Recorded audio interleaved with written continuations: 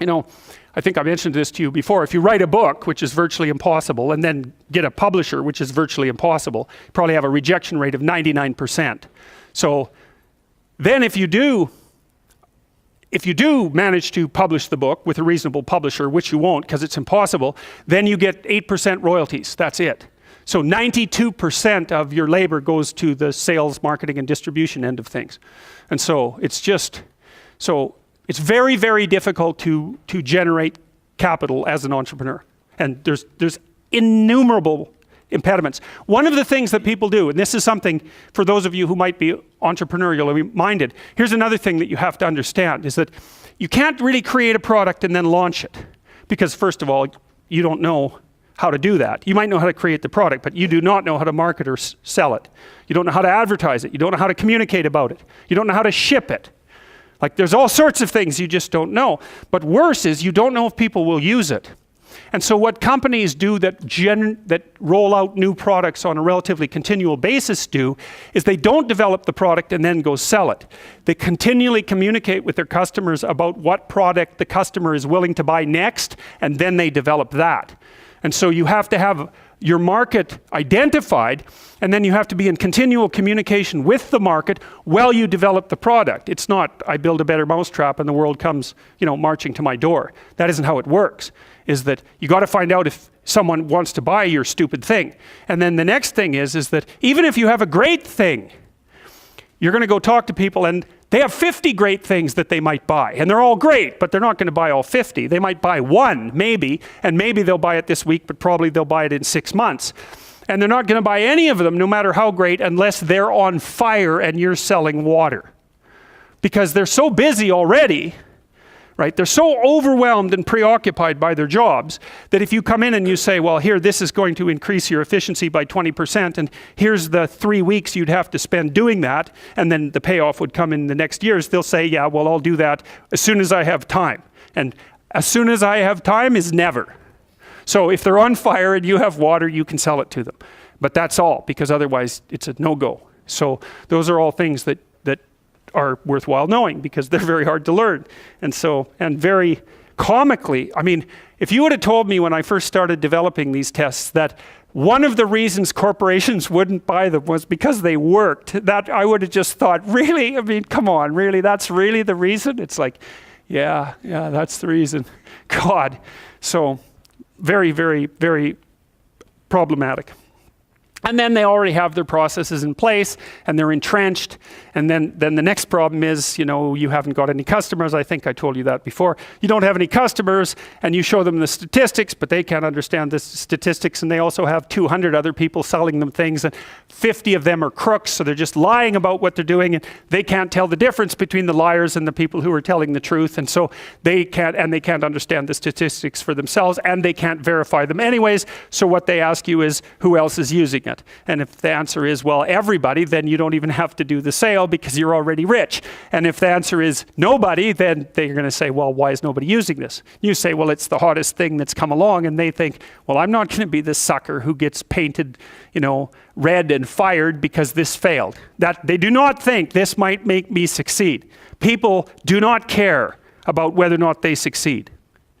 They care about whether or not they fail. And so that's another thing, is that if you're marketing something and you can say, this will stop you from being identified as a failure, then people might be happy about that. But if you say, this will really help you succeed, it's like, no, I don't want to succeed. I just don't want to fail. I don't want to succeed. I just want to be invisible and be left alone. And if you're looking for people's fundamental motivation, that's it. It's they want to be invisible, and they want to be left alone. I tell you the zebra story? Any of you know that story? Okay, I'll tell you this zebra story. Stop me if I've told it to you before. This tells you everything you need to know about human beings. So it's worth knowing. Okay, so zebras have stripes, and people say, well, that's for camouflage. And then you think about that for 2 seconds, and you think, that's a really stupid theory, because lions are camouflaged, and they're like golden like the grass. And zebras are black and white, so you can see a zebra 5 miles away. It's like, there's a zebra, it's black and white. So the whole camouflage thing, that's just not working out so well as a hypothesis. Okay, so biologists go and they decide to take a look at some zebras. And so they're looking at a zebra on the herd because there's no zebra, right? Just like there's no fish. There are schools of fish and there are herds of zebras. There isn't a fish. This is why I think the cod aren't coming back. There are no cod. There are massive 100-mile long schools of cod, 10 stories deep, 20 million years old. You wipe out the school, you don't just get to throw a cod in the water and say, well, you know, off you go. It's like, well, where's my city? It's like launching you in the middle of a field. It's like, well, go out there and reproduce. It's like, no, that's not going to happen, you know? So without the school, there's no cod, and you can't just introduce a whole school of cod because you don't have a whole school of cod. So, you know, maybe the cod are never coming back. And zebras are the same thing. There's not a zebra. There's zebras. And so you're looking at the zebras, trying to study a zebra, and you look at the zebra and you make some notes and you look up and you think, oh Christ, which zebra was I looking at? And the answer to that is you don't know, because the camouflage is against the herd. And the black and white stripes. There's a variety of reasons for the stripes. Flies also seem not to like the stripes, but you know, usually things evolve for multiple reasons. But anyways, it's very difficult to parse out a zebra against the herd. You look down, you look up, it's like, uh-oh, all those damn zebras look the same. Yes, the camouflage is effective, but it's against the herd. All right, so then you think, well, we better identify a zebra so we can see what he's up to.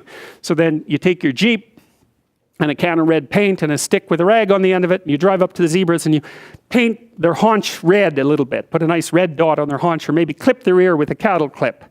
And then you stand back and you think, hey, I'm pretty smart, now I'm going to watch that zebra. So what do you think happens to the zebra? The lions kill it. Right. Because lions, they're smart, right? Hunting animals are smart. But they have to identify a zebra before they can organize their hunt. They can't just hunt the whole herd. They have to pick out a zebra. And so maybe it's like a zebra that's got a sore hip or something. And so you think, well, nature's kind. It just takes the weak. It's no, zebra or lions like really healthy, delicious zebras. But they look like all the other healthy, delicious zebras, so they can't get a bead on them.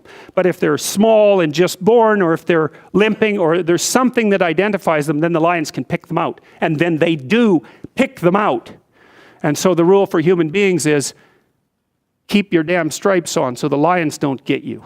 And I'm telling you, man, if you want to remember one thing from my class about human motivation, that's a good thing to learn. People camouflage themselves against the herd, and they like to be in the middle of the herd, which is what fish do, by the way. If you have a big school of fish, the smart, healthy, large fish are in the middle of the school. Because you know what you call fish on the outside of the school? Bait. Right.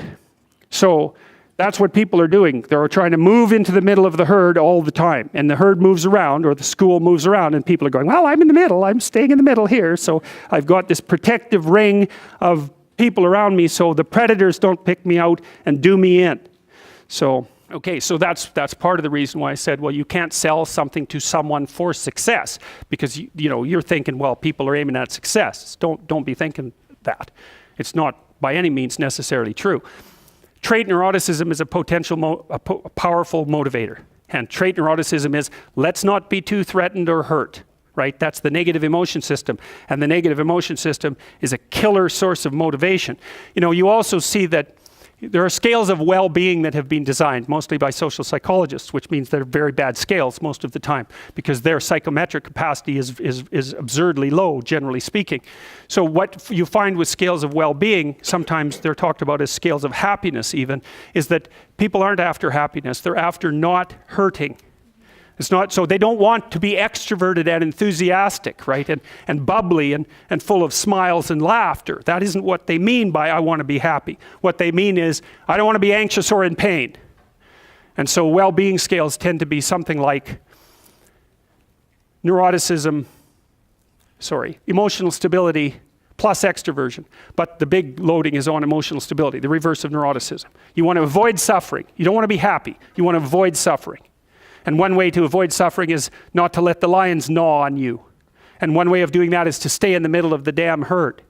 And so, I'm not being a smart aleck about this. I understand why people do that. There's real danger to being visible. There's real danger in being visible. Now, you might be successful if you're visible, but you also might be dead. So, okay.